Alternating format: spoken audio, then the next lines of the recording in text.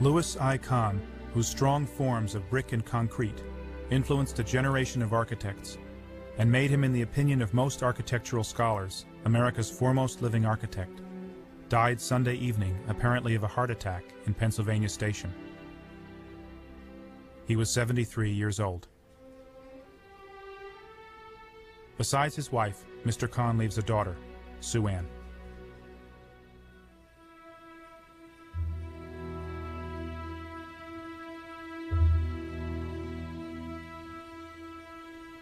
When I first read that obituary, I have to admit I was looking for my own name. I was his child too, his only son. I didn't know my father very well. He never married my mother, and he never lived with us. But I can still remember every detail of the few times we spent a whole day together. On this afternoon we had a picnic. He painted with watercolors, and my mother snapped these pictures. He died when I was 11.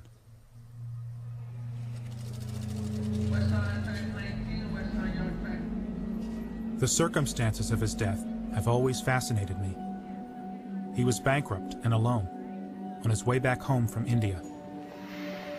He collapsed in the downstairs men's room in Penn Station, New York.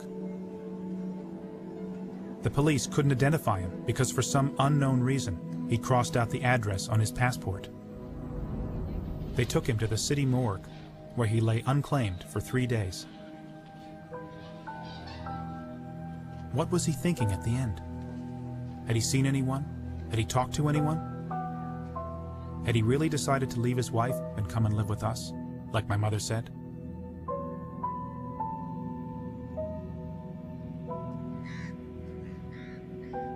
For years, I struggled to be satisfied with the little piece of my father's life I'd been allowed to see. But it wasn't enough. I needed to know him. I needed to find out who he really was. So I set out on a journey to see his buildings and to find whatever was left of him out there. It would take me to the other side of the world, looking for the man who left me with so many questions.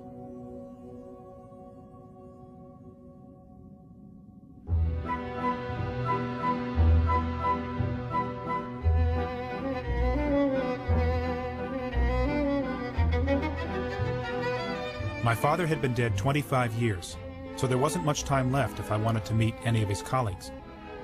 I figured I'd start at the top, the guy with the glasses.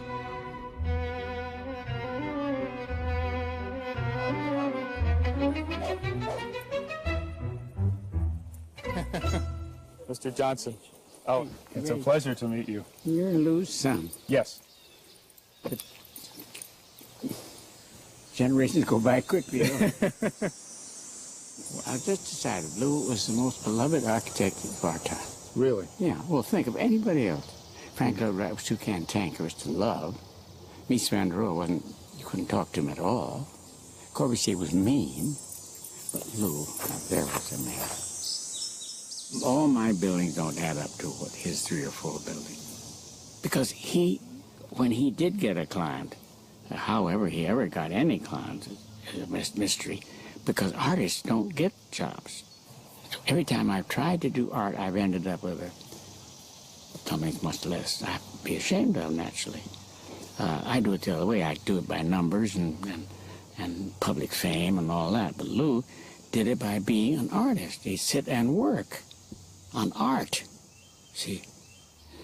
And I always wish I think he did too, wish he knew me better. I always wish I knew him better. Why? Well, you know, there's some things that don't go into words. It's animal attraction. His mind, really, because his person, to look at him wasn't much pleasure.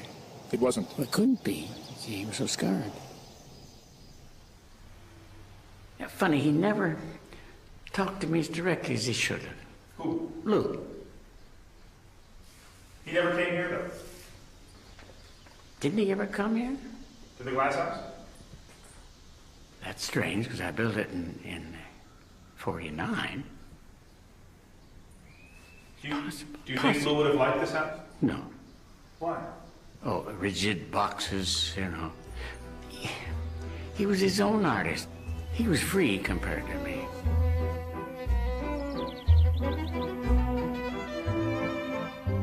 The first time I'd gotten a real sense of Lou's legacy was when I was a student up the road at Yale University. My father was only 5'6", but he cast a long shadow in New Haven. He built his first and last major buildings here, the Yale Art Gallery in 1953, and right across the street, the British Art Center, finished after his death. I used to wander around in those buildings on weekends. They were silent and mysterious, and I half expected Lou to just appear from around the next corner. There were rows of books about his work in the library. He hadn't built very many buildings, but apparently they'd changed the course of architecture. The Salk Institute, the Kimball Art Museum, the Exeter Library, the capital of Bangladesh. My art history professor, Vincent Scully, had been a friend of Lou's, but he always talked about him like some long-dead ancient hero. It was unsettling. From the very beginning, he was after symmetry, order, geometric clarity, primitive power, enormous weight, as much as he could get. Or like this great monster that stands in the middle of the space. You know, as I said, too, I think before, enduring monuments. He wants it of material that's going to last, which is a permanent work in the world. That's what he's after. You know, it was such a wonderful thing to be close to somebody who really was changing everything. You said at one point that he wanted to make everything right. He wanted to make it perfect. Perfect. You know, in Jewish mysticism, which I know almost nothing about, but God can only be known through his works, right? And since the Messiah hasn't come yet, the works of any Jewish architect might be the works of God. And you take those pictures of Louis when he's looking into the light, and when he's enjoying silence like this, it makes the hair stand up, because it really is like that, as if he's in some way communicating with this fundamental thing that God is in the work. So it has to be perfect, you see. It has to be perfect. It can't be impatient. It's timeless. I wanted to ask you, do you think, did anybody know that Lou had 3 families all at once? No. I didn't. As a matter of fact, for years, I didn't know Lou was married. Really? Yeah. That was part of his mystery.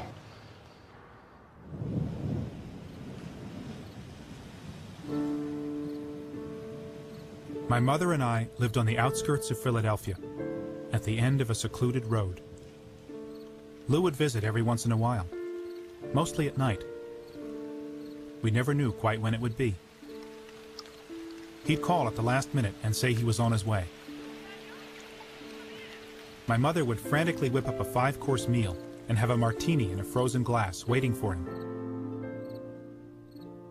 I got to stay up late, and Lou would tell me wonderful stories about India and elephants and tigers. In the middle of the night, we'd all bundle into the car and drive him back downtown. I'd lie in the back seat. We were all silent. When I asked my mother why we couldn't all live together, she explained that his wife wouldn't give him a divorce. Why didn't he just run away? We'd stop at the end of Clinton Street and let him out. He'd walk down the block and disappear into the dark house. His wife's house. Her name was Esther. They had a daughter named Sue who was 20 years older than me. When I was in first grade, I found out I had another half-sister, Alex. Her mother was a lady named Anne. Then there was my mother and me. Lou was 61 when I was born. All 3 families lived within several miles of each other, but we never crossed paths until Lou's funeral.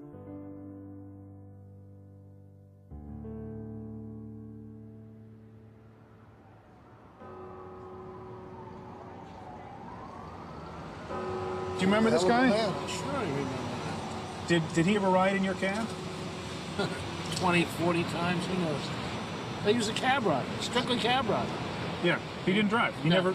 He used to sit in front. He sat in front. Oh, yeah. Really? Yeah, it was your dad. World famous architect.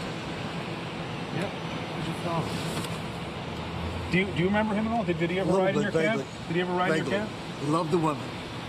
Not the young ones, but he loved the women. Do you remember what he looked like, or? His face was pointed. Yeah, and his hair was, you know, very thin, like a blonde. Like a what? Like it was blonde. Oh, blonde. Uh-huh. Yeah. Do you remember that he had scars on his face? Oh, sure. It looked like he was burned. Mm-hmm. Yeah. This is where your father had his office. Right there where it says tickets. Upstairs. That's 1501. That's where he was. Right here.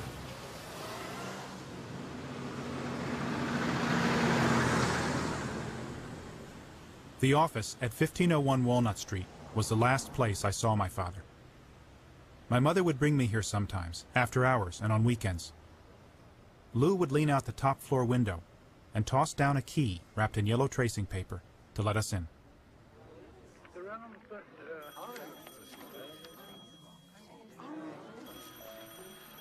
When I went to high school, I had a teacher in the arts who was head of the department at Central High, William Gray, and he gave a course in architecture, the only course in the high school, I'm sure, in Greek, Roman, Renaissance, Egyptian, and Gothic architecture. And at that point, two of my colleagues and myself realized that only architecture would be my life.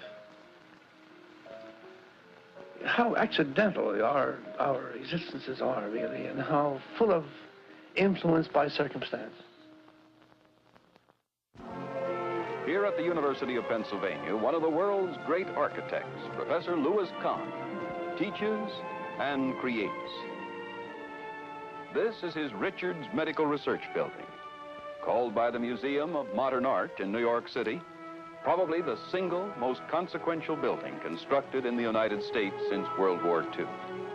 It is principled, vigorous, fundamental, and exhilarating. This building is Kahn's greatest achievement. People come by all the time with their cameras taking pictures of this awesome architectural wonder, and we just sit upstairs in the window and laugh at them because it's not a good place to work. I don't feel comfortable in my room, in my lab. The temperature is not constant. Temperature's not constant? Yeah.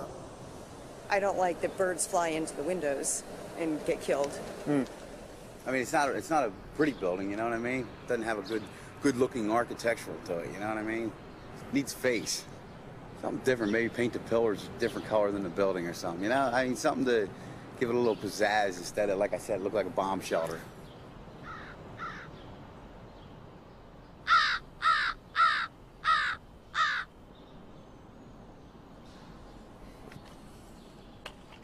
This was Lou's only major building in Philadelphia, and I wanted to like it. But I had to agree it was kind of disappointing. Around this time, an article appeared in the Philadelphia Inquirer about my search. It quoted me as saying that I wanted to hug my father's buildings, which was very embarrassing, but it stirred things up. I got several letters, including one from a relative of Lou's who was a rabbi. He said that he'd officiated at Lou Kahn's funeral, and Lou Kahn didn't have a son. Hello? Is this Rabbi Kramer? Yes. Yeah, hi. This is Nathaniel Kahn calling. God in heavens. The whole world opened up, my friend. Well, what are you talking about? I mean, God, I've been raising hell with the Inquirer. I said, find that man. You're raising hell with the Inquirer? Why are you doing that? To find you, sir. Oh, well, I'm glad you did find me. Let's not forget, Luke Kahn's my first cousin. Lou Kahn is your first cousin? And my parents were his godparents. Wow, I didn't know that. Well, I know Lou very well. In all due respect, I hear Lou fooled around. Well, you know. Anyway, I'm here, so that's a good thing. What would you do with it, though? Weren't you... Oh, it'll be on TV, you know. Well... Yeah, so I'd like to come and interview you. I'm photogenic. Oh, you're photogenic, okay. See if anybody's home. Just calling for you. Oh, that was kind of you. No camera, please. No camera? No camera. No disrespect. I never knew Lou had a son. No, I understand. I know you were skeptical, so I wanted to show you my birth certificate, which, you know. Rabbi, I want to see his birth certificate. My birth certificate? You with a birth certificate? I don't have that. But I do. Circumcision. Yeah. Thank you. I didn't mean to offend you. That's okay. I understand. All these years Lou was there. How come all of a sudden Lou can't come to light? I'm proud of but I'm trying. How come all of a sudden, all these years? Well, 1974. 74, right? And the two of you were there at his funeral, right? But people in the family really didn't know that he was an internationally known architect, did they? Or We hear about it. We never actually didn't know where or when. See, he traveled the world, so. On glass again, we're not the best of terms. He used to make fun of Lou. Their label. It was the ganze Mensch. Because he was... It's the first, the ganze Welt, you want the whole world, and what do you gain by it? So does that mean no money to show for it, you mean? Or what? Why did they think he traveled the world and he didn't amount to anything? He worked so hard, he should have lots of money. When you say Yiddish, in Fez and Kashi, don't ask questions. Schweig, keep quiet. That's all. Never had business. Really, none of our business, really. He had money, didn't have money. I don't know. I grew up not knowing anything about Lou's family and the Jewish half of my background. I'd hoped so much that Kramer would fill in that part of the story for me, but I was disappointed.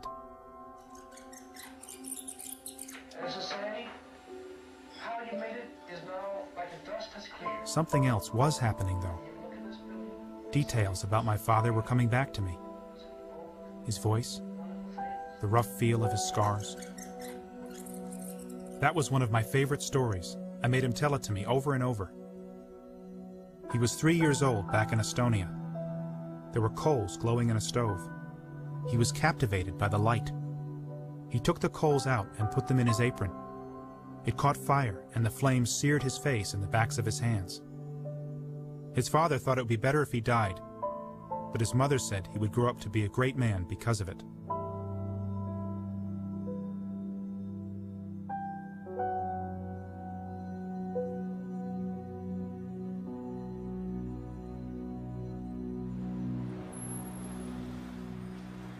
I must have met your father. Some AIA affairs. And I sat right next to Lou. And I praised him in the Richards Laboratory. I thought that was really a marvelous group of buildings. And it was then that he told me, go to Scotland. Really? You know that? No, I The didn't know. Scottish castle gave him the inspiration. For Richards? Yes. And I said, that group of buildings are really one of your best. Then he said, well, the best is yet to come. That was Saul. So he told me about his relationship with Saul. He said, I have the best client. And he said, well, I feel somehow that this will be an important piece of work. And as it turned out to be. And I consider it to be a masterpiece of his. The two of you have varying degrees of success with clients. You seem to have succeeded very well. I am. But I'm a little bit more able to, a little more patient, perhaps, because I've been Chinese. If my client, let's say a person, did not agree with me, I'll let it pass. And I'll come back another day. I don't think Lou would do that. Lou will probably push it right through. And then when he found a client that is sympathetic, it's a client for life. No? And I don't think I could claim that. On the other hand, I probably lost fewer clients than he did. Oh, way fewer. I think you've built way more. You've had way more success rate in terms of your buildings that you've started. Success. No? Building, 3 or 4 masterpieces is more important than 50, 60 buildings. Quality, not quantity. Architecture has to have the element of time. How can you judge a work today? Let's say a work by any one of these modern architects that you know about is exciting, wonderful. And then what will happen to it 20, 50 years later? That's the measure. That's why that South Center will always be as perfect as it was conceived. The teak wood may fade away, probably did, it has. But the spirituality of that project will remain. Now that building will stand the test of time. No question about it.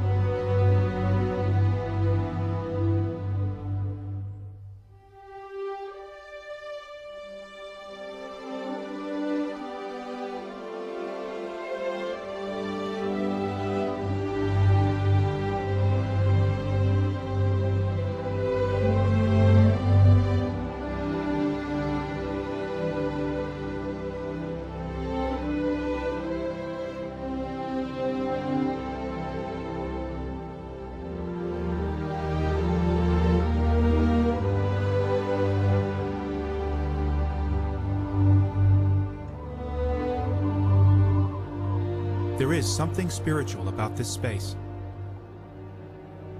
For the first time since he died, I felt I was getting closer to my father. The scientists told me the building is not only beautiful, but it works.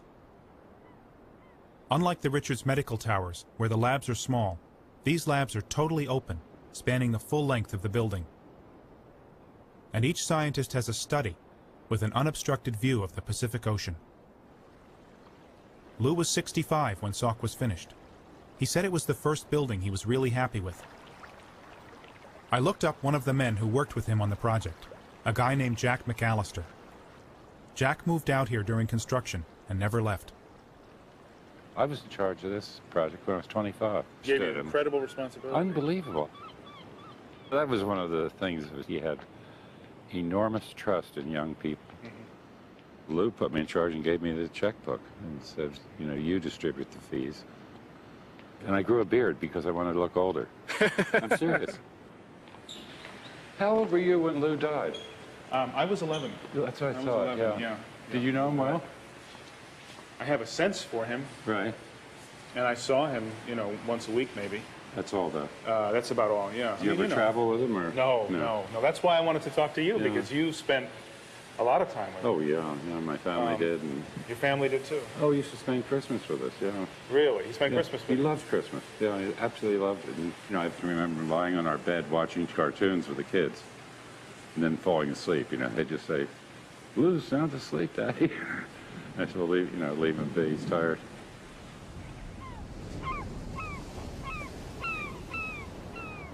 Lou was very willful, you see. He didn't want anything in his buildings to look like he hadn't anticipated them. So when something was going to happen, instead of trying to suppress it, he made more of it. And that's a way of thinking about things, you know, not just architecture, about anything. Sure. Any adversity, any difficulty, instead of trying to cover it up, you pull it out and express it, and then you own it. And, I mean, you might say, it's probably a loose fit, but that had to do with his own physical imperfection. That his face, you mean? Yeah, that the scars on a building that are produced by the way it's made should be revealed. And he really believed that. That it all had to do with revealing the process of what it was about, and he probably learned to think about himself that way. I've never said that before, and it may be bullshit, but it's an interesting thing to think of. You know, you can't be stupid all your life. You gotta be smart too. We used to use the expression, you know, at the college when I went to college, when we couldn't solve a damn problem, you know, it was so difficult, or you didn't study for the examination you took that morning, you know. We always said, I wish we were smart instead of good looking. That's what was the expression. He was an incredible man who we all supported and forgave for a lot of things because of what he was doing. But what kinds of things did you have to forgive him for? Oh, I once, on very short notice, he came to me and asked me to build a model of a project while he was out of town. And I went in and I spent 2 or 3 days working on it. I finally finished it and went home to bed about midnight. And he came in from wherever he was. He may have been in India, I don't know. And came to the office about 3 o'clock in the morning, called me at home. Jack, this is Lou. That model you built is a piece of shit. Bang. Oh. What do you say? And maybe it was.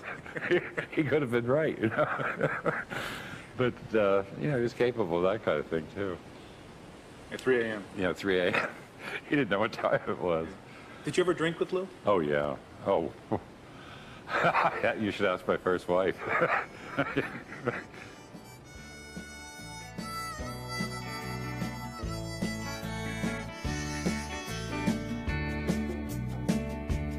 We've been through some things together, with trunks of memories still to come. We found things to do in stormy weather. Long may you run. Long may you run. Long may you run. Although these changes have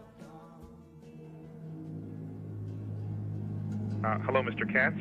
This is Nathaniel Kahn, returning your call.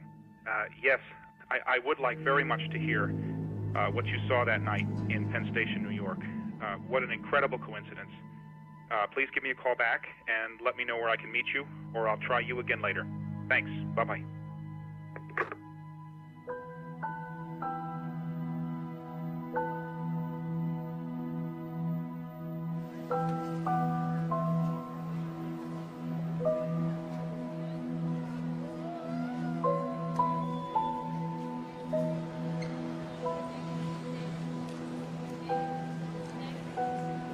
No, I'm not David. No, sorry.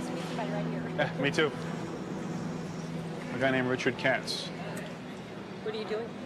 Actually, this guy, Richard Katz, was, my dad died 26 years ago, and he was with my father in Penn Station, New York. Is that right? Yeah, and I don't know the story of what happened. So Richard Katz is going to come in to tell me. Is that right? I don't know if it's great. I don't know. Oh, yeah. It's something, anyway. Yeah. I hope he shows up. I hope he does. Oh, my God. Is that the guy you're supposed to meet? No? Maybe that's yours. No, I don't think so. Are you Richard? Hi, Richard. Nathaniel. Yeah, I figured. Nice to meet you. Right. Good to meet you. Right. There was a policeman here and a policeman here, and the dead man was here. And where were you? I'm pretty sure that I was over here. But so when you came in, were the policemen already there?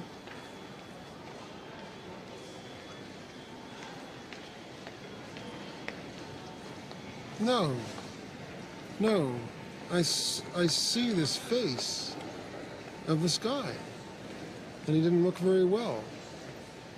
You know he was dying? Was it clear to you? I've never seen anybody die. So I don't think I would know that. I've seen 1 or 2 dead men, and they don't look like that. They look very peaceful. He didn't look peaceful? No. You remember that he didn't look peaceful? What was the... I mean... He just didn't. Scared? What did he die of? Heart attack. He did? Mm-hmm.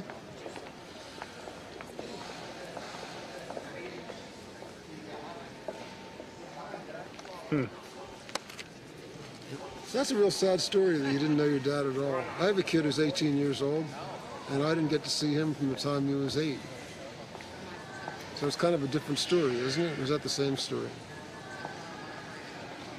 It's a different story because, well, if I had died, I guess it would have been the same story, huh? Why hadn't you seen him for 10 years?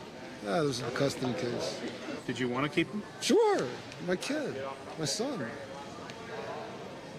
I mean, I don't just feel sympathy for you, I feel sympathy for Lou. Why? Because you were his son. A man has feelings for his son. I know there must have been some kind of social convention that somehow kept you apart. And I don't want to make excuses for that social convention. Whatever it was, out with it. I mean, down with it. That's bad. Whatever it was bad. It's just sad.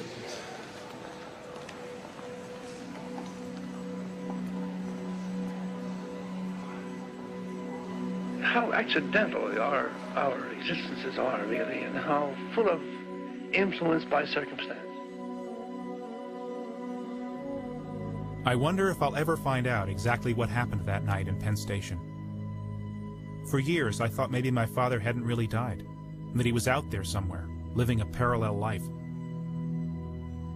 I suppose that was because he left no physical evidence that he'd ever been in our house. Not even a bow tie hanging in the closet.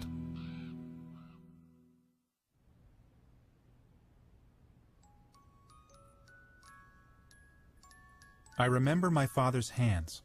Sometimes that's all I could see when he would sit on my bed and tell me stories about his childhood, late at night. He said he was born on an island with a castle on it off the coast of Estonia in 1901 or 1902. He wasn't sure which. He came on a steamboat to Philadelphia with his family in 1906. They were very poor, but Lou was good at art and music. His drawings won prizes, and he made money playing piano in the silent movie houses. He told me Philadelphia was a city where a small boy could find what he wanted to do for the rest of his life.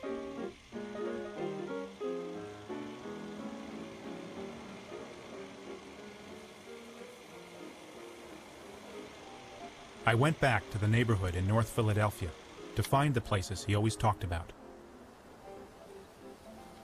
The whole family lived on the top floor of a tenement, and when a wealthy lady gave Lou a piano, there was no room left for his bed, so he slept on the piano.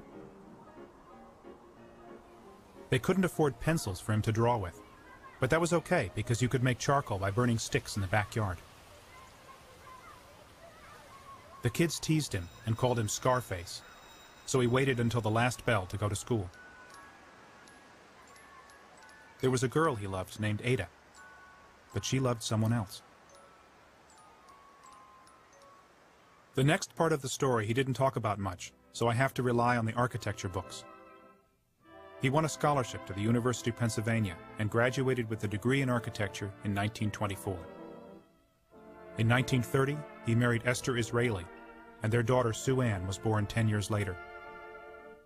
Esther worked in a medical lab and supported the family throughout the 30s and 40s, as Lou struggled to get commissions and to find a style he could call his own. It was the era of the new modern architecture, sleek steel skyscrapers and houses defined by walls of glass. Lou tried to design that way, but it never felt right. In 1947, with Esther's help, he started his own office with several men and one woman. He was almost 50 years old and still hadn't found himself. I wanted to show you some sketches I made when I was in Rome. Then, in 1951, he was invited to be architect in residence at the American Academy in Rome and to travel throughout the ancient world. What he saw changed his life.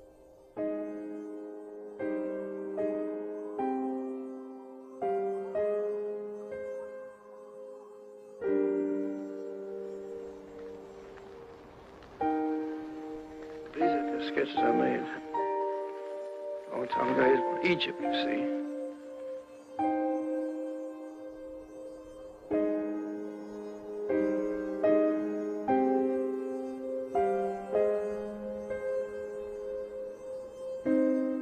Timelessness, monumentality, that's what mattered. When Lou got back, he finally knew what he wanted to do. Build modern buildings that had the feel and presence of ancient ruins. He'd also become deeply involved with the woman working in the office, a young architect named Ann Ting. She's the mother of my half-sister, Alex. Lou was not a domestic person, let's face it. He never was. And he lived really in the office. You know, he had his bench where he would take cat naps, and he even sent his laundry out from the office. I mean, he was really, and of course I know that he crossed his home address off and on his passport. That's why they had a hard time locating him, letting people know that they found him dead in 30th Street Station. Penn Station. Penn New York, Station. Yeah. My mother always said that Lou had crossed off the address because he planned to leave Esther and come marry her. I don't think he was capable of doing that. I mean, I'm sorry, but I really can't see him doing something like that. I realized he was not about to do that. He always said that work was the most important thing, that you cannot depend on human relations, that really work is the only thing you can count on. Did you fall in love with him right away, Lou? Sure, yeah. Why? Well, he had tremendous charm. I mean, he was charismatic, and he was very accessible and very endearing to people. And when you got pregnant, were you surprised? Oh, yeah, it was a physical shock, but that didn't seem to change his idea of what he was going to do. And he just would say, well, you have to be philosophical about it. So, I mean, I could spend the rest of my life being philosophical, but there was not much point in that. You know, I had to do something. And if he's not going to do something about marrying me, it's time I moved on. But in spite of myself, when I left him, I didn't really want to.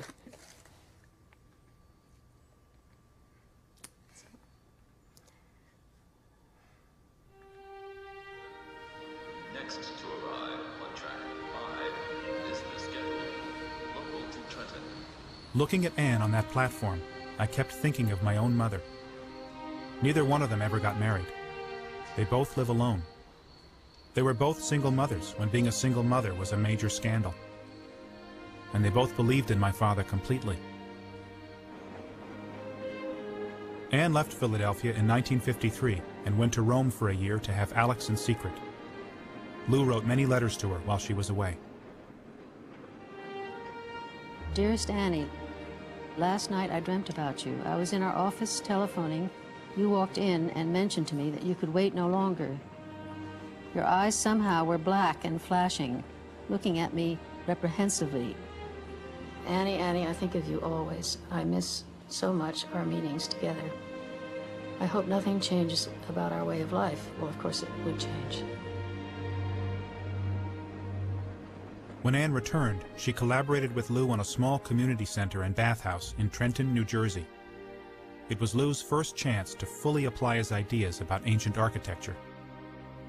Anne is 80 now and hasn't been back to Trenton in 40 years. How do you go in? I think we go right in there, I think. Is this a door? Looks like it's boarded up. Was it not like that? No, this was never closed like this. Well, there's a lock here. Hello? Hello? Is it open?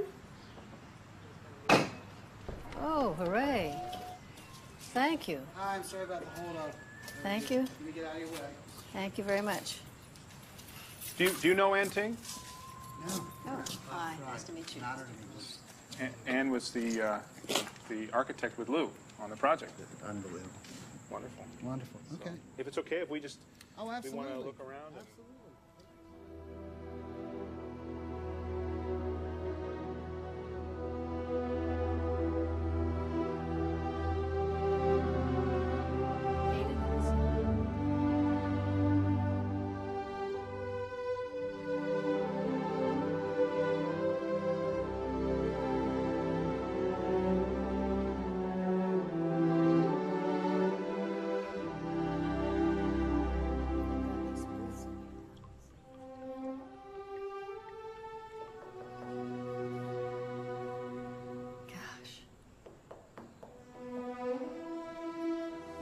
Painted now, huh? Terrible.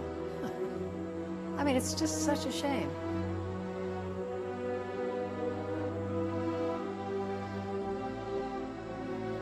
Dearest Annie, I must build one of the great buildings of the time.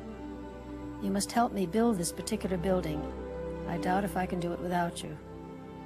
Just think how low architecture has gotten down. We and you and I are going to show them the way. All my love, Lou. Do you think this building was very important for Lou? Well, he says so himself, you know, that the world discovered him when he built the Richards building, but he had discovered himself when he built that little concrete block bathhouse in Trenton.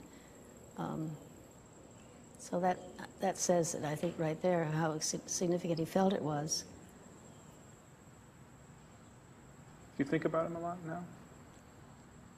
Well, he's kind of there, you know. Don't need to think about him. Part of you? Well, he's there. He's there in you. He's in Alex, you know. He's in his buildings. And I think the ideas that you work on together connect you always somehow, you know. Lou split up with Anne when Alex was about 3, and then got involved with my mother a few years later, in 1959. In spite of everything, Anne has always felt that we're all connected, and that we are in some strange way a family. I wonder if Lou thought of it that way. Or was each relationship an entirely new beginning?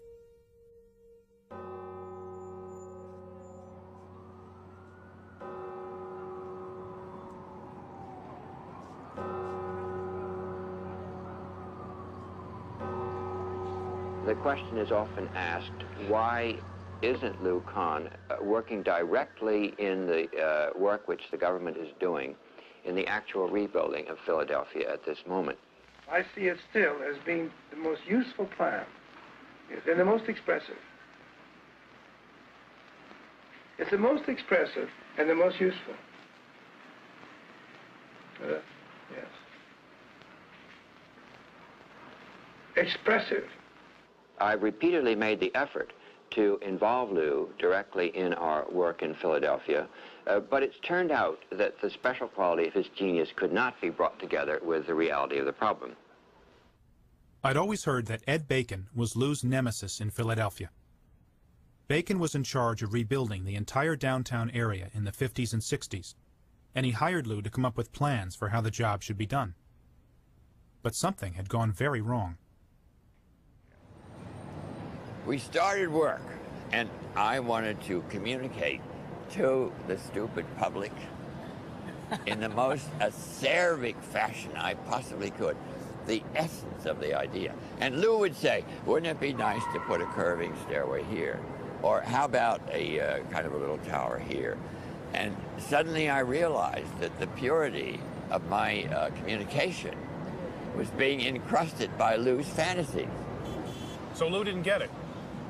Lou didn't understand what you wanted? He didn't understand it. He did not understand it. And so he was angry as could be angry. And he got nice ladies to give teas where they would complain about me not using Lou Kahn for this purpose.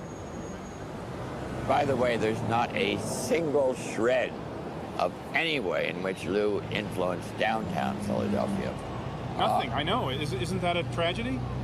Well, I tell you one thing, it would have been an incredible tragedy if they had built one single thing that Lou proposed from downtown Philadelphia. They were all brutal, totally insensitive, totally impractical. The whole idea of doing circular garages up on Vine Street. Yeah, the idea of leaving the cars outside the city and then letting people walk into the city was a great idea, don't you think? No. It absolutely wasn't. It wouldn't have worked for a damn. So ultimately, isn't it just two strong men, two strong egos that don't get together? God damn it, no! It's an absolutely pure ignorance on Lou's part, and it's the same damn ignorance as the American Institute of Architects is based on now, that you have no responsibility to preparing the way for a system on the larger order, and you only do the little things that come along. So you simply have not understood a word I've said.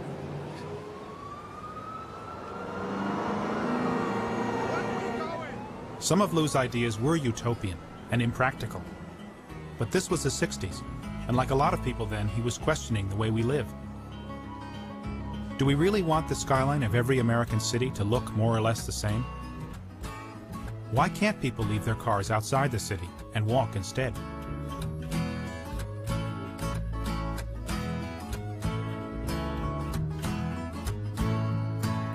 Sometimes I feel like I am leaving life behind. My hands are moving faster, moving of my mind. Thoughts and generations of my dreams are yet unborn. I hope that I will find them for my moving gets too warm. If only I could live to see the dawning of the dawn.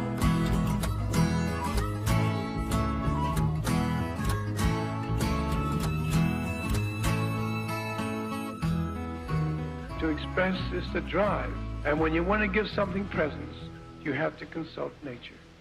And there is where design comes in. If you think of brick, for instance, you say to brick, what do you want, brick? And brick says to you, I like an arch. And if you say to brick, look, marshes are expensive, and I can use a concrete lintel over you. What do you think of that, brick?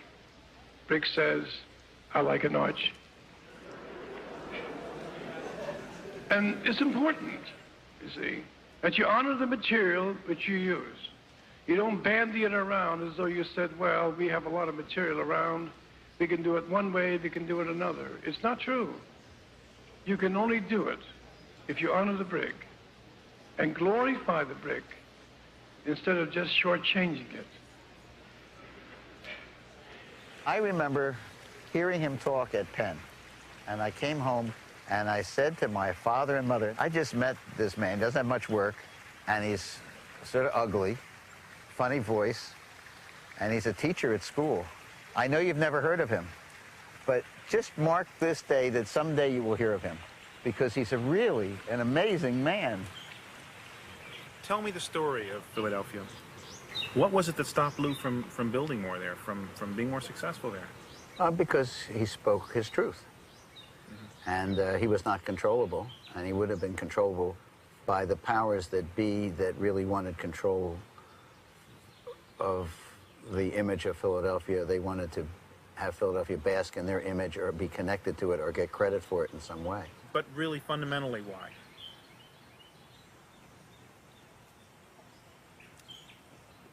It's all the obvious stuff. Blood was important in Philadelphia. And I think Lou's blood had a yellow armband. Jewish? Yes, I really think so. I think that was important. Even though they might not even have known it was. Maybe consciously. I felt it. I felt it. I felt it.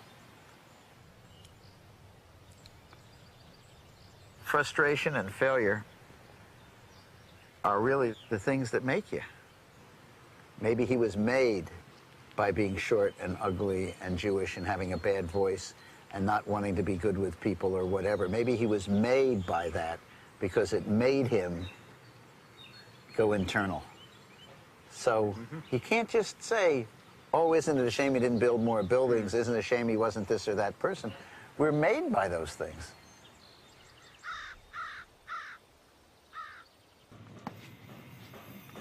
I think he had trouble because he was a mystic and he wouldn't be able to talk the lingo of the business world.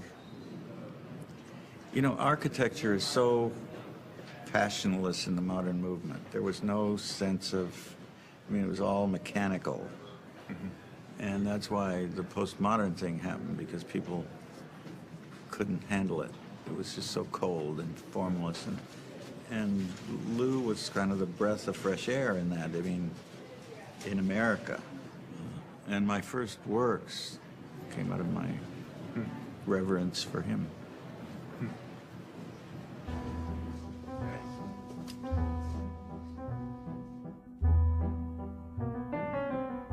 When Lou's ideas about architecture finally caught on, he had 10 years left to live.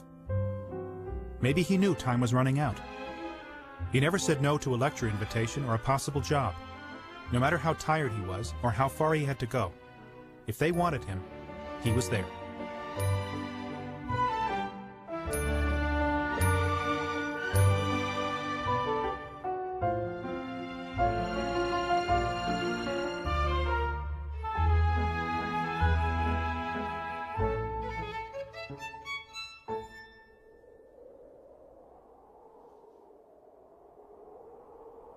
One night, when Lou came to visit, he made a little book with me. The Book of Crazy Boats.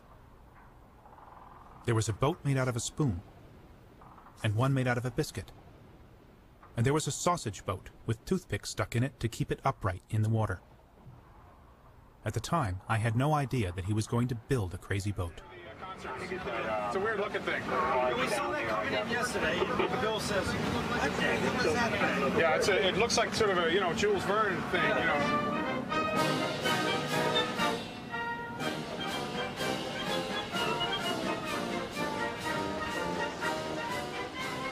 Lou built this boat out of steel. It's a music barge that motors up to small towns all over the world and opens up into a concert stage. It was commissioned by a man named Robert Boudreau, who was both the ship's captain and the orchestra conductor. I didn't tell him that I was Lou's son. Hi. Hi, Robert. Hi. Nice to see you. Hi there. What are you up to? Put that damn thing down. Yeah, how are you? How are you? Nice to meet you. Quite a boat, yeah. So, thanks.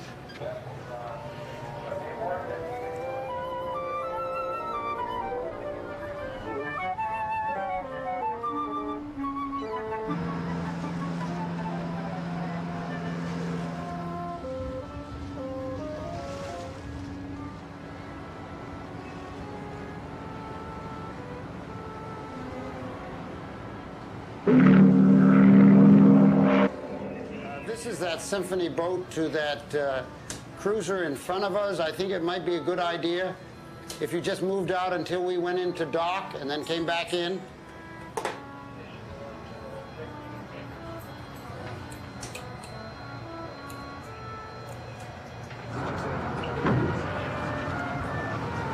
So, Robert, this boat is very futuristic. Oh, yeah. People say this thing's from Mars, you know. You know, I love this boat. This is my boat. I created it with Lou. So you loved it? Oh, yeah. That's a Louis Condorway for sure, isn't it? You don't get them any better than that. Isn't that amazing? Well, take a look. Take a look over there. They're having all this light come right through that. Do you have to go now? Can you come back or no? No, no. I'm going to go. You're going to go. Okay, well, did you know why I came to see you today? Well, I'm making a film about Lou. I knew that. You knew that? I knew that.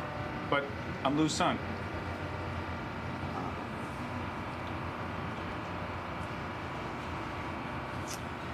Oh, God.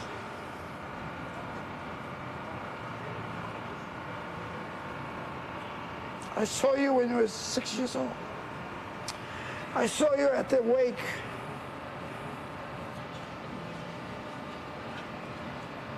Saw you with your mother.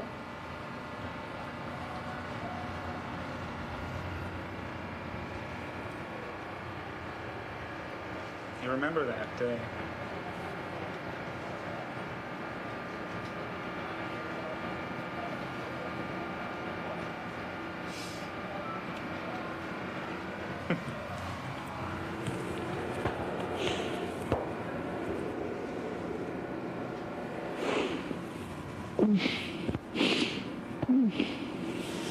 What a crazy world. You are, Lou.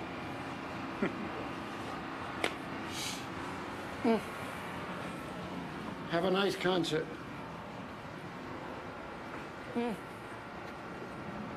Cat. Come on.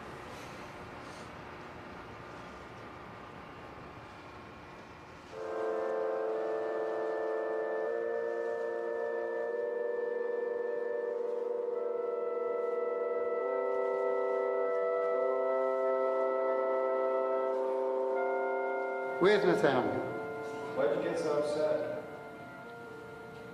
Because you love a man. And I knew Lou had a son. And I was told never to tell that Lou had a son. I don't know. Lou didn't talk about his family much except about his daughter. He didn't talk about that. Men don't talk about those things. That was his. It was his very personal thing. We all have those personal things. Thanks.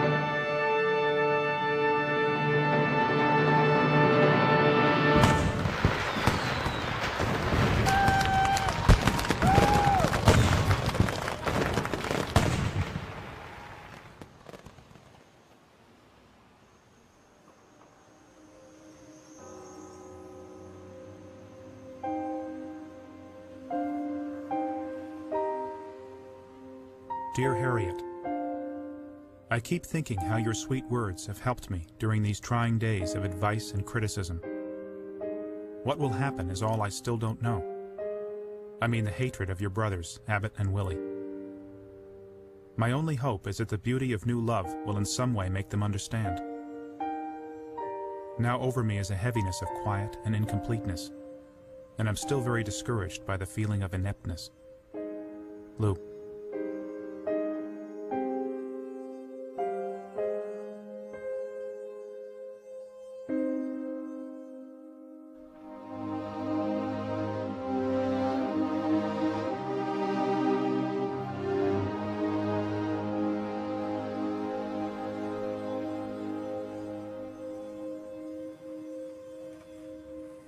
Well, we were soulmates, I would say, and inspired each other, so that it was an equal exchange in many ways. And I was a critic. I do think that I brought the sense of nature and of the sight to Lou's work. Where did you work in the office? I worked in a room, and sometimes it was locked. Why? Well, because of his wife, who would come in, drop by, sometimes. It sounds fairly nerve-wracking. It was nerve-wracking. It was humiliating in some ways. When the buildings were created and finished, and for example, the Kimball Museum, everyone went out to the opening, but I was not invited. I was not allowed to come. Is it partly that you were a woman, or that you were involved with him? Yes, all of those things. Yeah. Didn't you ever say to him, why don't you respect me more? Why don't you include me in these things, or make me a part of your... Well, you see, I felt so happy and delighted to work on things. I mean, to work on something like this was just thrilling. And when we were working on projects, we were just completely absorbed with the ideas, and there was just great freedom and love of what we were doing. And so that was the price that I paid. It was worth it, you know?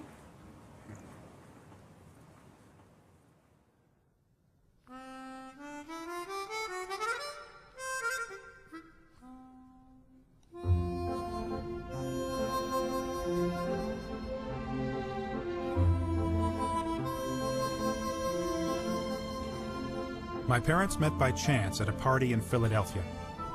My mother was 32 and Lou was almost 60. Her family was appalled by the relationship, and when she got pregnant, she decided to disappear for a while.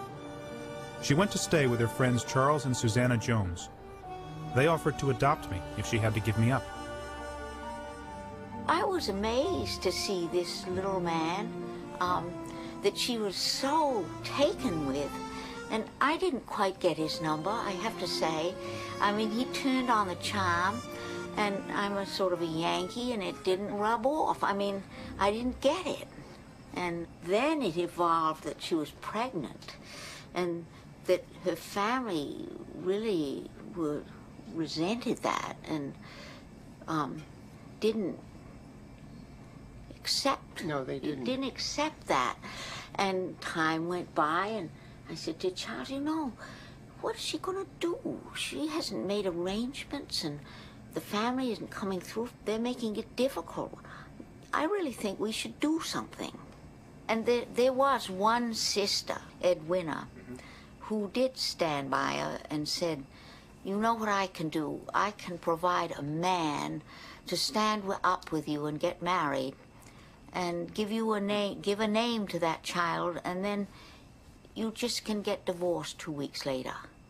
And Charles and I said, no way, we don't want to have anything to do with that. That's such a travesty of marriage. Just go ahead with it and have this baby. It's going to be all right. Let him keep his name if you want, or have him take your name. Don't worry about that. And I also have to say that you had to recognize it right at the beginning, from Harriet's point of view, as a very true love, an immense love, and that it would be a lifelong love, which I think it has been. And you can't judge that, because that kind of love is on the side of life and is a good thing.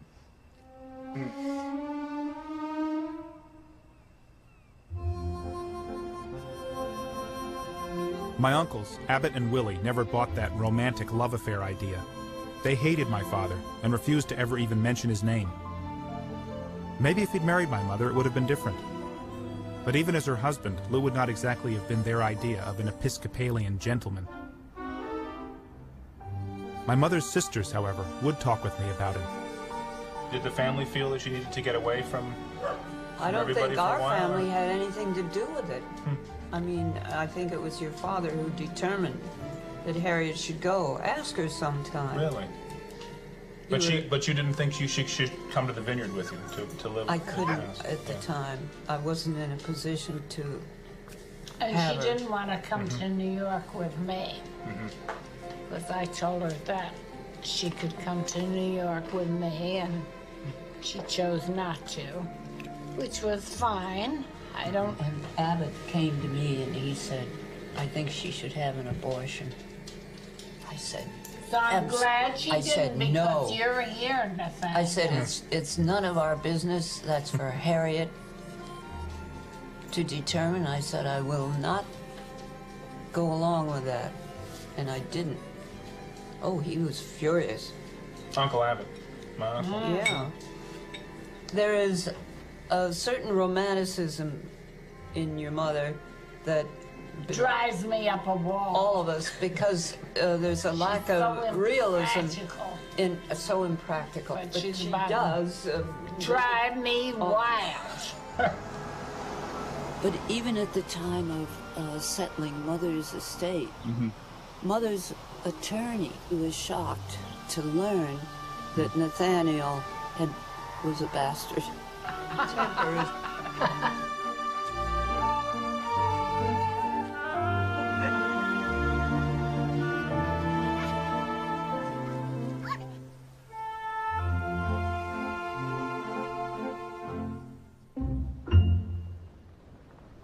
Dear Lou, I never wrote you a letter before, did I? I've been thinking about all those summers you promised to come to Maine and then didn't show up. At the time, I thought it was just because of your work, but obviously there were other reasons. Did you ever really have any intention of coming? Or did you just say you would to get my mother off the phone? Because we waited for you, and waited, and waited, and waited.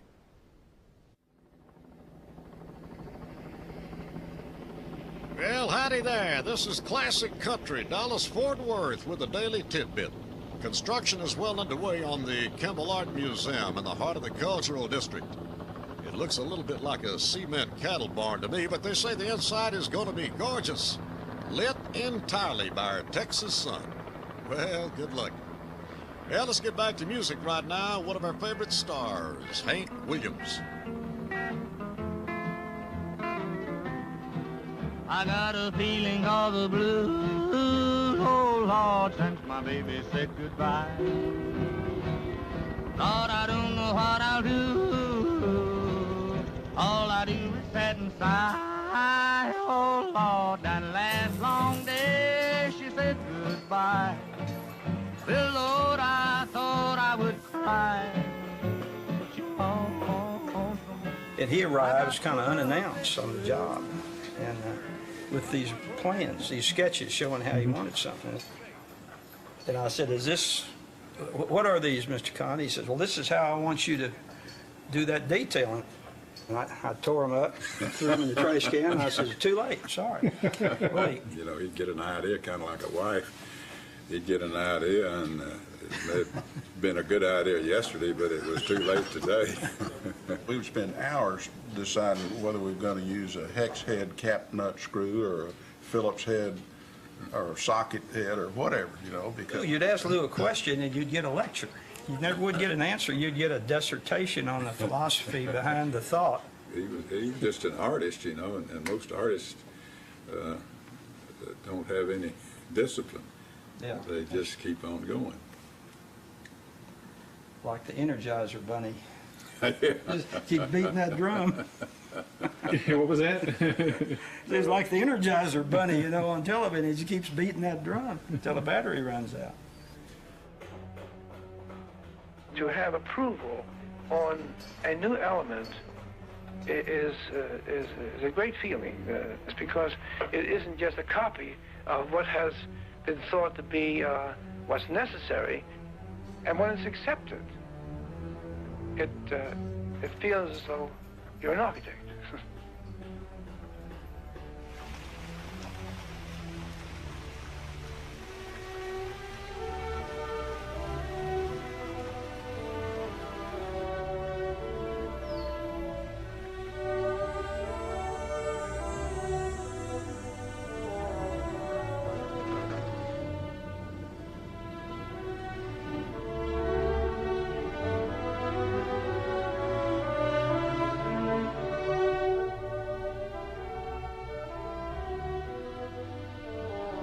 A work of art is not a living thing that walks or runs, but the making of a life, that which gives you a reaction. To some it is the wonder of man's fingers. To some it is the wonder of the mind.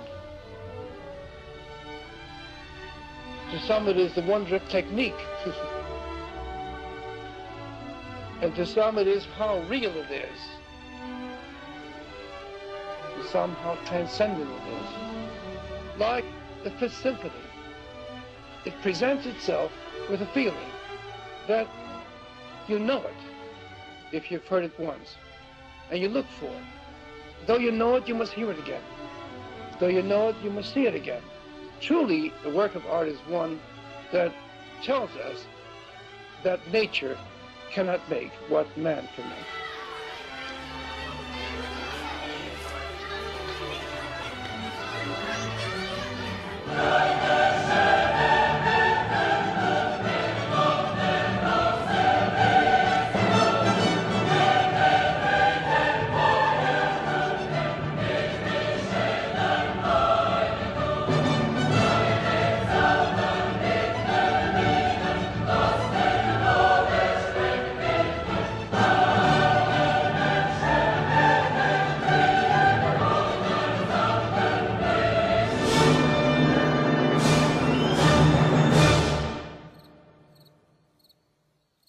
Don't put him up on some gigantic pedestal up there. He was in the trenches. The stories would come out of his office, the guys would have their wives in final moments of labor, and he wouldn't let them go home or take them to the hospital because they were working on a project, you know, and he didn't know day from night. You know, he had no kind of, I mean, I think that most architects who are intensely involved in their practice have this problem, but I think he had it really big time. I think he was very unhappy about not being selected for the John F. Kennedy Library. Sure. I mean, you can just see Jackie going into I.M. Pei's office on Madison Avenue, wherever it was in New York, and there would be flowers lining the corridor. And, you know, you go to Lou's office, and there'd be just an old pastrami sandwich sitting on somebody's desk. I mean, don't think that he was always trying to be a prince. He was very much trying to be a player, He wanted work, he wanted recognition, he wanted... Doesn't every architect want? I can't speak for every architect. No, I don't know. I think most architects who are... He was success-oriented. I very much in love with the plan. At the time of his death, Lou was $500,000 in debt. Here he is chatting with some prospective clients as if he has all the time in the world, and in the meantime, he must know he's going bankrupt. The office lost money on every project except the Salk Institute, and the list of jobs that fell through and didn't get built kept getting longer and longer. The Dominican Sisters Convent, the U.S. Consulate in Luanda, Angola, the City Tower project, the Pocono Art Center with seating for 9,000, the Fleischer House, the Morris House, the House for Cheerful Living, the Baltimore Inner Harbor Development Project, the Kansas City Office Tower, the Roosevelt Memorial in New York City, the Palazzo di Congresi in Venice, the Abbasabad development in Tehran, Iran, and two that must have really hurt, the Mikveh Israel Synagogue in Philadelphia, and in Jerusalem, the Hurva Synagogue, a building that would have shared the spotlight with the great monuments of the Holy City. That was the commission of a lifetime. There is a flight at 1 o'clock at night, in the morning. Oh, see? Yeah, in the morning. So I don't think we'll finish, you see. I don't either.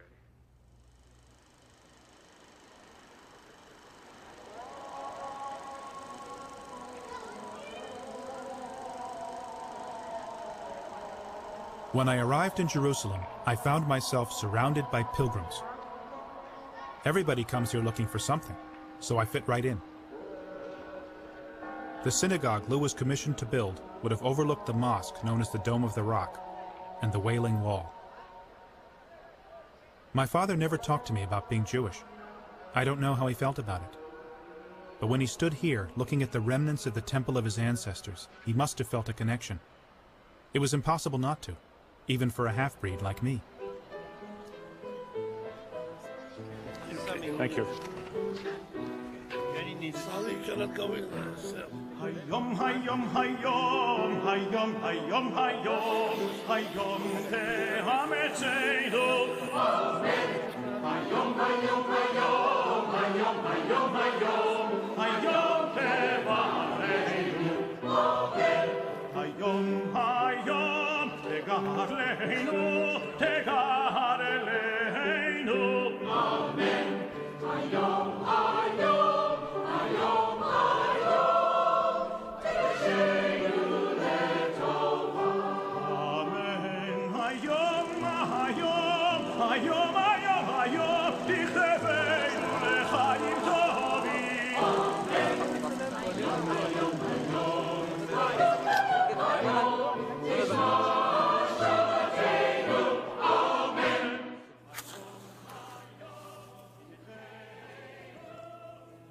What was the first time you met Lou? Do you remember? Can I offer you one? I'd love one. Is this satisfactory? Teddy Kollek is the legendary former mayor of Jerusalem. He and Lou worked together on the synagogue project for 7 years. Look, first of all, I'm 90 years old, and my memory has gone all together. I remember single items, but not... you came a little too late for me on that. What was it that made it not possible to build it? Ruti. Because unfortunately he died so soon. I mean, No, you had nobody. You had nobody who dared to take the plans of your father and to complete them. No, that's right. His death stopped it in the middle, although we didn't have the funds yet to do it, but I'm sure we could get the money needed. But unfortunately he died before he completed it. Now it's a million times more difficult to create it, because the whole idea of the Hurva was to serve the entire city and to be a culture and spiritual center. Mm-hmm. And to do that today in the Jewish Quarter will be very, very difficult. Why? Because Because the Jews are quarreling. Jews are quarreling. Why is that, Teddy? Because the Jews are quarreling. People around thought it was too big, and politically it was trying to compete with the mosque. And is that wrong? That some people thought it created a political problem with the Muslim and we decided it shouldn't be higher than the mosque. that was the That idea. was the But he decision. redesigned What? it, and I think he did redesign. There was There were three schemes in all. We had a lot more freedom to decide without any interference from the public at the time. I mean, I still hope we'll be able to do it one day.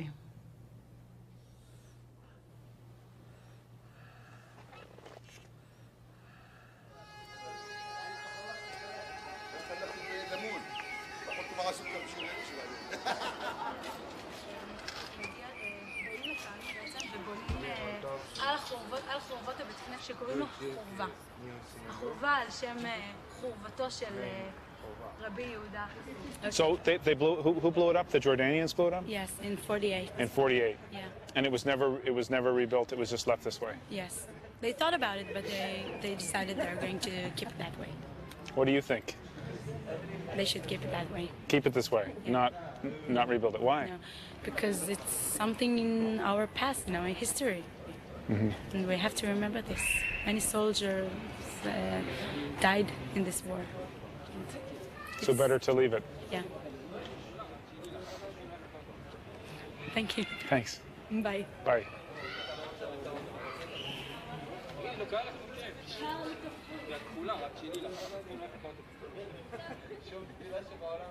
Actually, Lou agreed with the soldier. The ruins should be left as a monument. He wanted to build the new synagogue in the adjacent plaza instead. So much has changed since then. Would he have designed the same thing now? Would they have thought Lou an idealistic dreamer for wanting to unite the Jews of the world with a single building?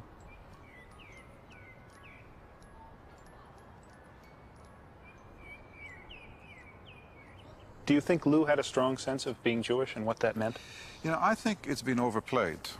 Lou was a very spiritual person, but I don't think that was rooted necessarily in Judaism. I think it was as much rooted in Christianity and in Buddhism and in all kinds of myths that he knew a lot about. And he felt just at home doing a mosque in Dhaka as he was doing the Khurva. But I think that when he came here, something happened. Mikveh Israel didn't get built. He must have been bitter about that. You know, he must have been aware that as a Jewish architect, he'd done no great Jewish buildings.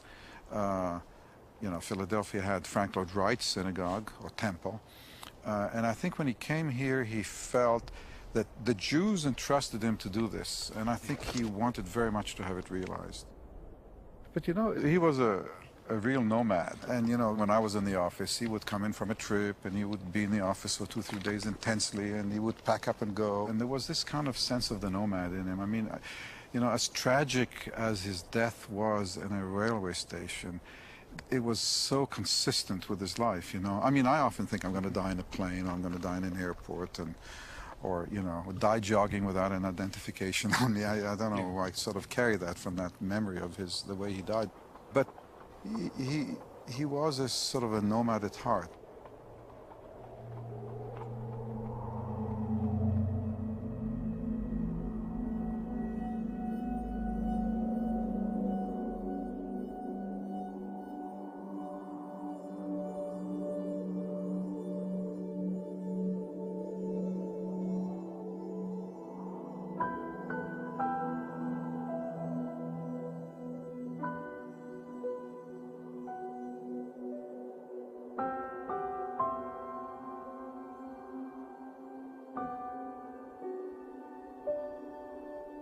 I remember now that Lou had a little carpet in the office that he'd roll out on the floor and sleep on when he was too tired to keep working.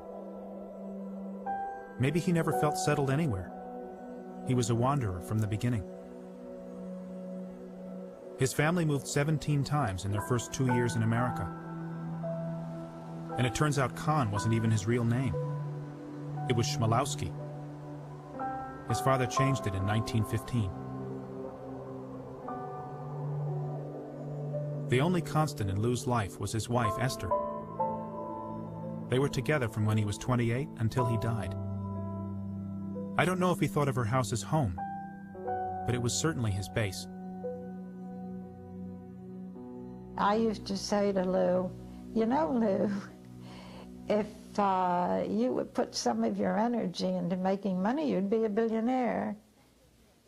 Money was something that was there. He kept saying, and unfortunately my daughter, who's also an artist, says the same thing, but Mother, it's only money. And he owned nothing. He owned nothing. He didn't believe in owning anything. Books and neckties, outside of that, nothing. He would not own it. I only saw Esther once. It was at Lou's funeral. She looked right through me. Unfortunately, she died before I could talk to her, so I have only this interview she did with an architecture scholar. In the terrible depression, when friends would come over, we couldn't afford to go anywhere. We would put a magazine up on the piano, and friends would stand around and say, oh, Lou, play that like Bach, or play it like Mozart, or play it like Beethoven, or play it in jazz, and he would do that. We would sing the notes in this magazine. And shortly before he died, he said to me, you know, Esther, I don't think I would have been a great pianist, but I might have been a great composer.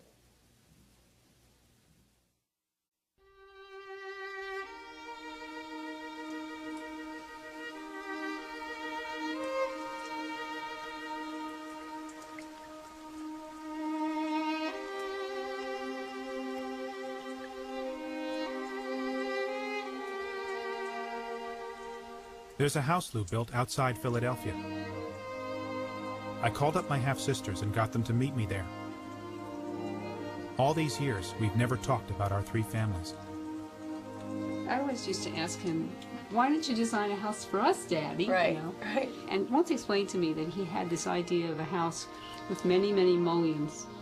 And you'd look through those windows and you'd see a woman preparing a meal. It was a very romantic idea of what home was. And he could never build it for himself.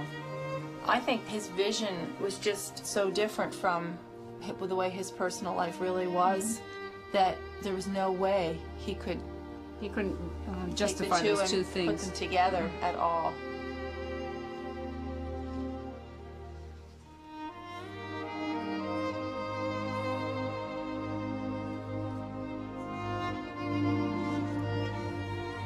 I had a scrapbook when I was a teenager. So I would get little, like, I'd save every card, every little thing, you know?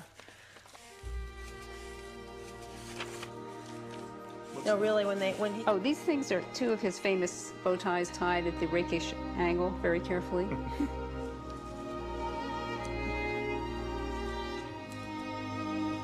Fortunately, my mother saved some of his ties.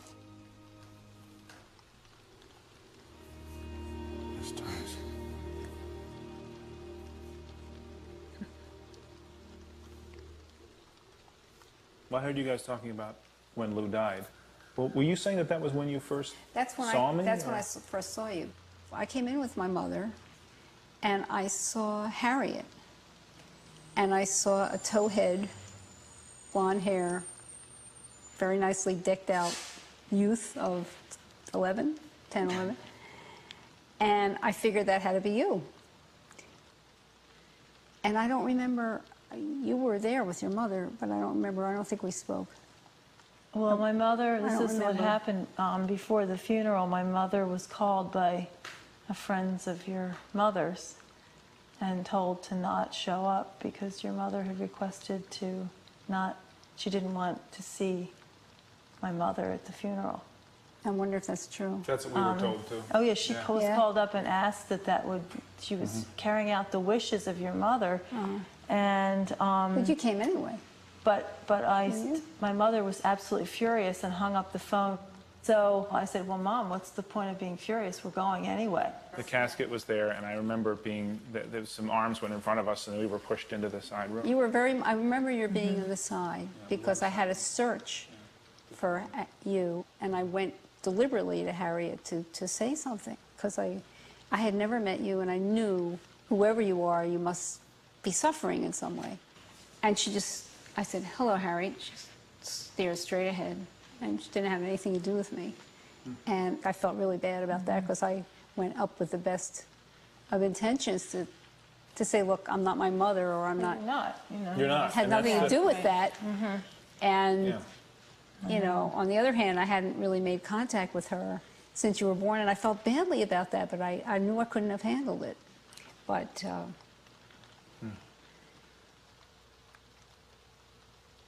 I guess what I've always wondered is, are we a family? what are your expectations of what a I don't know. family is? I don't know the answer. I don't know the answer. We're a family through choice. I mean, if we care about each other, it's because we decide to, not because we happen to be related through some fluke of a father that happened to have these children.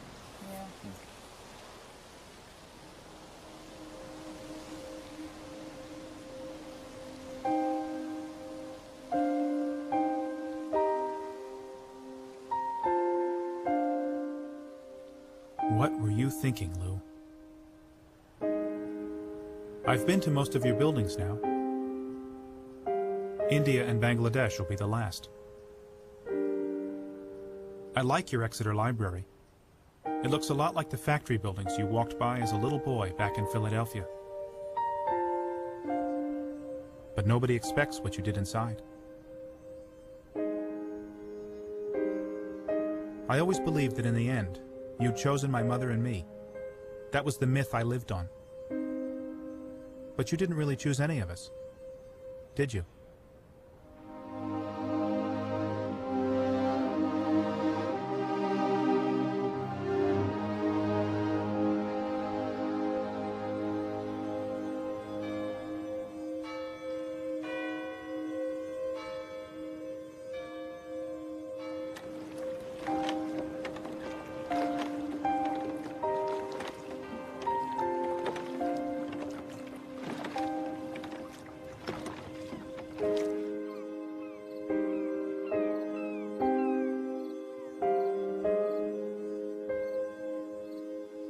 Did you think that Lou would marry you? Yes. Did you and think? I didn't expect to get pregnant, and I was really surprised when I told Lou. And then his comment was, you know, not again. So I certainly thought when I told him that he would in some way do something to help me. Not again? Meaning what? Well, that this had happened to him before with Alex. You know. With Anne? Yeah, with Anne. Well, didn't you know what you were getting into? Oh, come on, Nathaniel. Well, I mean, you know. You always protect him. That's hard, you know? I mean, he was... I did You got to trust admit, him. Mom, what I he was what pretty he did to stupid. you and I was pretty bad, really. Yeah. Don't you think? I mean, honestly, are you ever angry at him? No. Really? You're not angry at him? Well, I did get angry sometimes, but not... But I just felt... I don't know.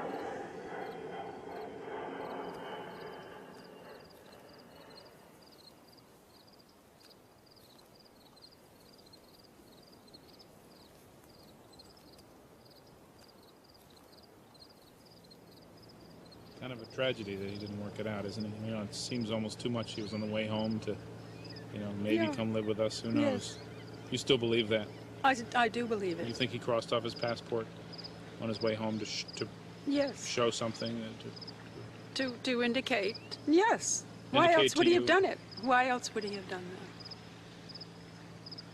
Can you give me an explanation? It's a good myth to have. I don't think it's a myth. Mm-hmm. I don't think it's a myth at all. I mean, I have very strong conviction about that. Because Mm-hmm. I know what Lou said to me, you know, when we parted. What did he say? He said he would do it. I mean, he said he would. I said I can't bear it any longer, and you have to do something, and Mhm. you have to live with us. Mm-hmm. And he said he would. Really? Yeah. So, I mean, what do you think? You think it's a myth, Nathaniel? What's your explanation?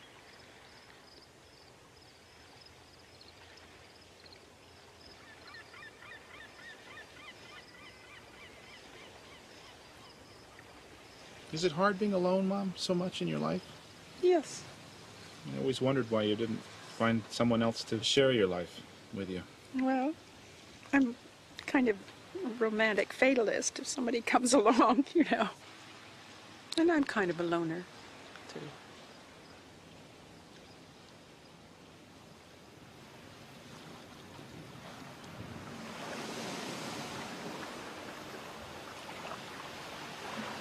Yeah. What? Like me. I know, I'll come in.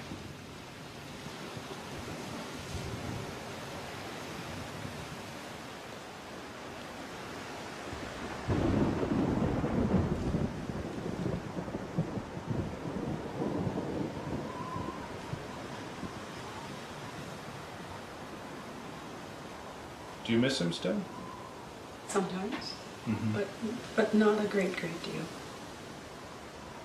Because You don't think about him as much as you used to? No.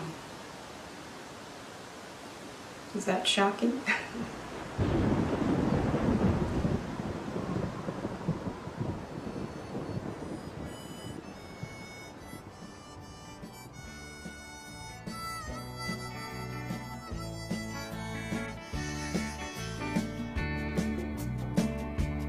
We've been through some things together, with trunks of memories still to come.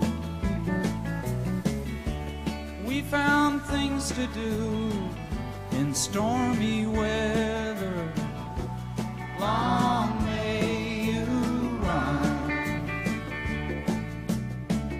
Long may you run. Long may you run. Although these changes have come, with your chrome heart shining in the sun. Long may you run. Before taking off for India and Bangladesh, I finally went back into Lou's old office. As it turns out, one of the men who used to work for him has the place now. It was exciting times, I must say. It was exciting being here. I can't say there were ever times when I never quit because of anger. I never quit because of frustration. I quit because I couldn't take it anymore. I couldn't work those hours anymore. But I felt he was always an thoroughly honorable guy, except for the way he treated the women in his life, and that was not honorable. But Do you remember thinking about that? How the women took it? I did, because I was married, had a wife, 2 children, and I knew what that was like, and I knew that's when I finally quit. For the last time, I came home and Sal was crying, and she said, "We never see you." And I said, "Oh, that's it. I can't do it anymore." But he just could juggle people's lives and it didn't bother him. I don't understand it. I don't know how he could do it. I don't know how he had the mental strength for it. I would have had a breakdown. But he didn't. He was such a tough guy. He really was tough as hell. You know, I mean... Really? In what way? Well, how could he juggle 3 or 4 lives like that? Lou was very secretive.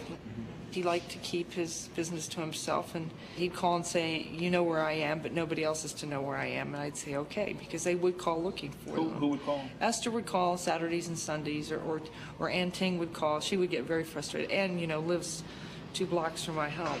I see. Right. And so... And Harriet, too, would call. Yes, and Harriet would call.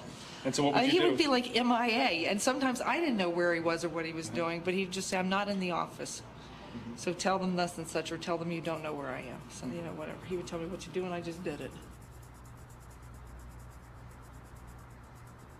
So you remember then the day that Lou left for India the last time? Yes. You were here to see Lou off with your mother. Yeah, how did you know that?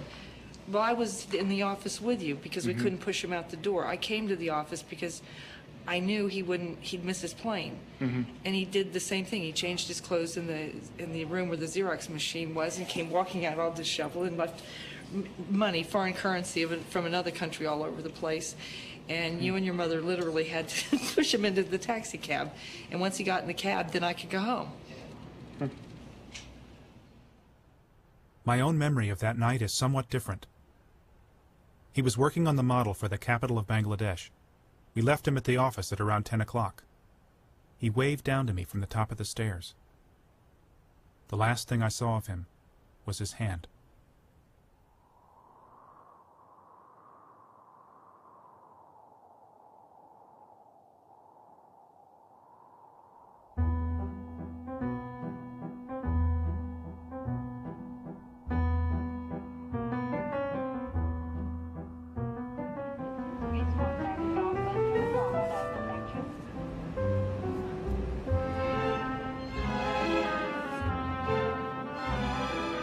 Dearest boy o' mine, the architecture seems like gingerbread bakery to us.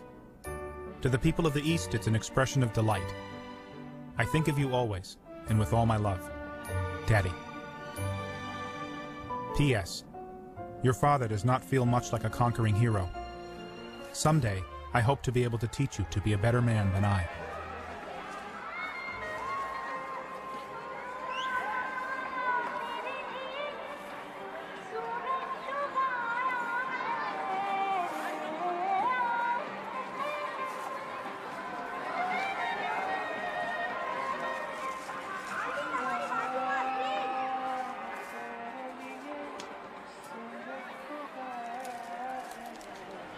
My first day in India, I was chased by an insane monkey and contracted dysentery. I can't imagine how my father made this trip so many times, a 73-year-old man traveling alone. He spent most of his time here with an architect named Doshi. He's the one who invited Lou to come to Ahmedabad and build the Indian Institute of Management. On the day before he died, Lou toured the building and had his last dinner with Doshi and his family. It was March 16th. 1974. For us, Lou's visit was always a very exciting moment. Great anxiety as well as anticipation of learning something more and appreciation. There are very few people you will find anywhere who will talk about matter in spiritual terms. Nothingness mattered to him. Silence mattered to him. The enigma of light mattered to him. So those are not normal parlance. Those are not normal discourses. But these were the ones which we liked, and he talked about it. And when somebody understands this, he cannot be an ordinary person. He has to be highly cultivated soul, whom we call guru. We call him a yogi. And that is why I think for us, he was from here. I have a feeling that he was really reaching, his higher levels of spiritual recognition, understanding. In India, we always say that nobody dies, they go to the next world. It's a transition. The body dies, the soul doesn't die. The consciousness doesn't die. And Lou had reached that stage of super consciousness where, for him, everything was alive and everything was in the stage of transformation. And as I know that you were waiting for him to come back, he has not come back as yet. But he's there watching, blessing, and wishing. So I just feel that you have to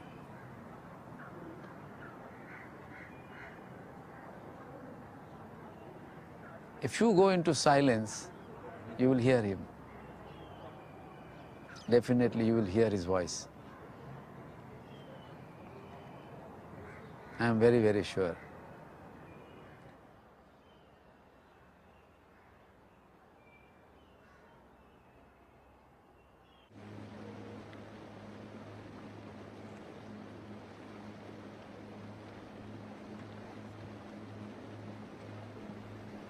Doshi was right. For a moment I felt the way I did as a kid, that maybe he just disappeared and that I'd see him again. If he was anywhere, he'd be here.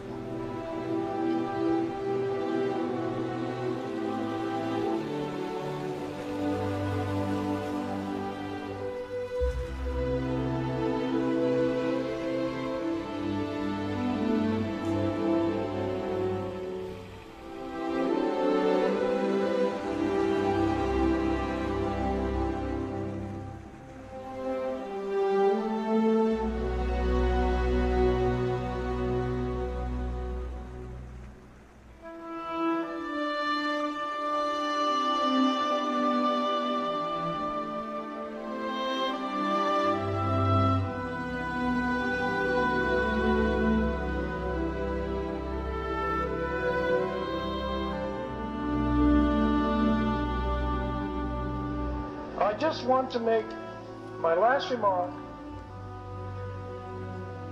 in reverence for the work that has been done by architects of the past. What was has always been. What is has always been. And what will be has always been. Such is the nature of beginning.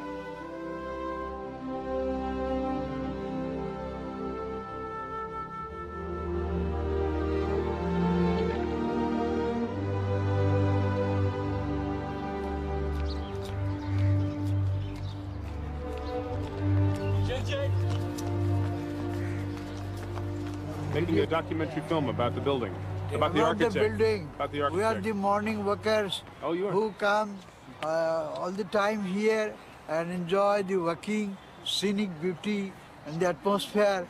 And this is the nicest place of Bangladesh. We are proud of it. You're proud of it? Yes.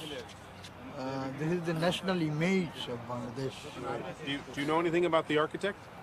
Architect, I have heard about him. He's a top-ranking architect. Well, actually, I'm here because I'm the architect's son. He was my father. Oh, that Louis Farrakhan. Oh, you no, are not Louis Farrakhan, Louis Kahn. Louis Kahn. It's different. Yes, Louis you are the son Farrakhan. of that. Yeah. Oh, I've heard about Nice to him. meet you. Yeah, Yeah. your father, is he alive? No, he's been dead for 25 years. We are very pleased to welcome you. Thank you.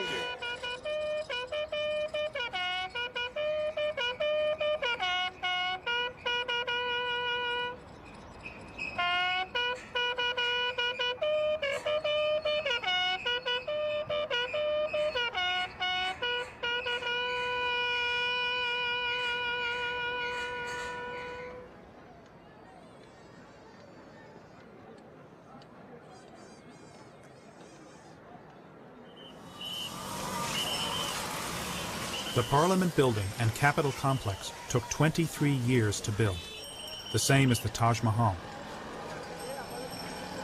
It was all done by hand. Thousands of workers carrying baskets of concrete on their heads, climbing up and down bamboo scaffolding. During Bangladesh's war for independence from Pakistan in 1971, the enemy pilots didn't bother bombing it because they thought it was an ancient ruin. The complex was finally finished in 1983, 9 years after Lou died in Penn Station.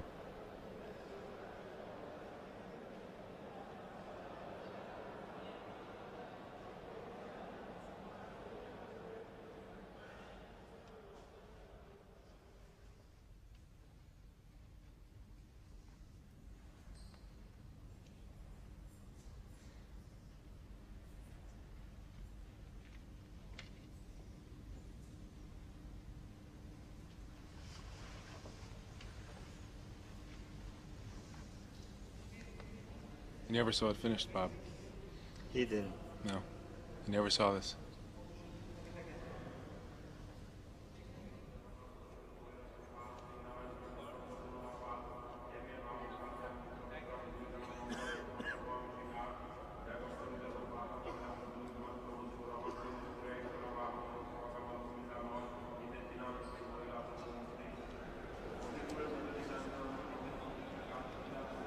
Taking pictures? Yeah, we've been here now for about 5 days, and it's... 5 days? Yeah. It's a lot of pictures then.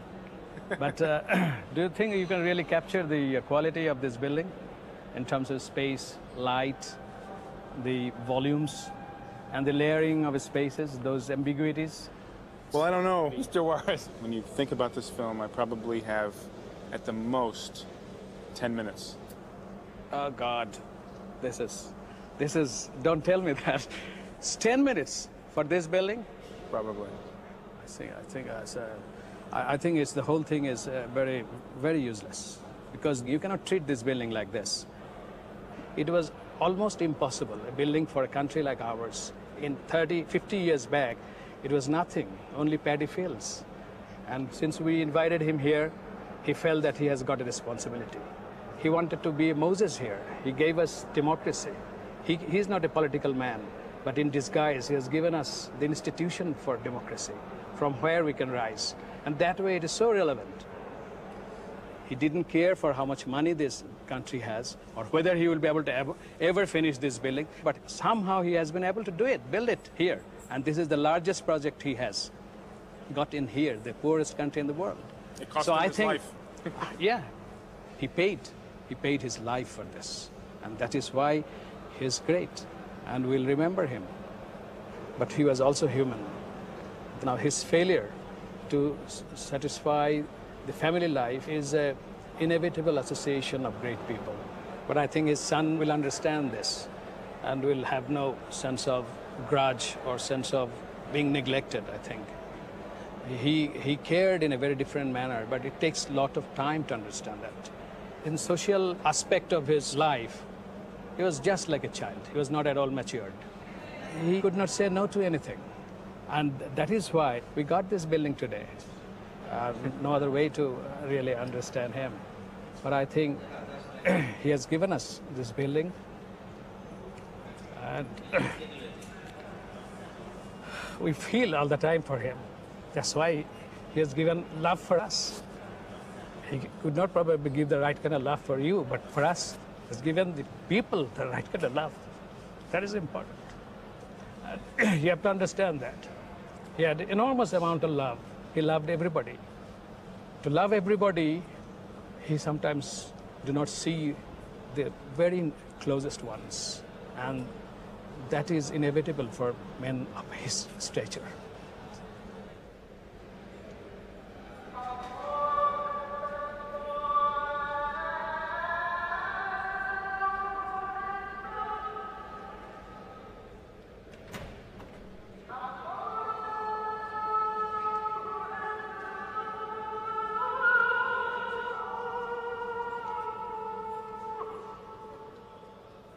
حي على الفلاح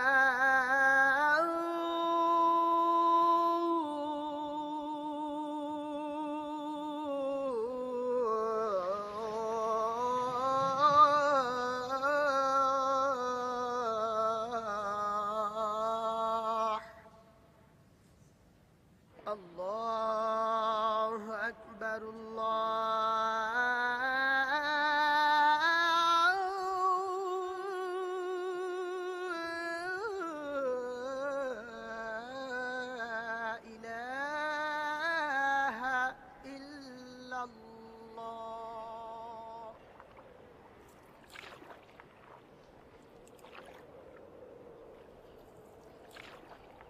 On this journey, my father became real to me. A man, not a myth. Now that I know him a little better, I miss him more than ever. And I really wish things had been different. But he chose the life that he wanted. It's hard to let go. But after all these years, I think I found the right time and place to say goodbye.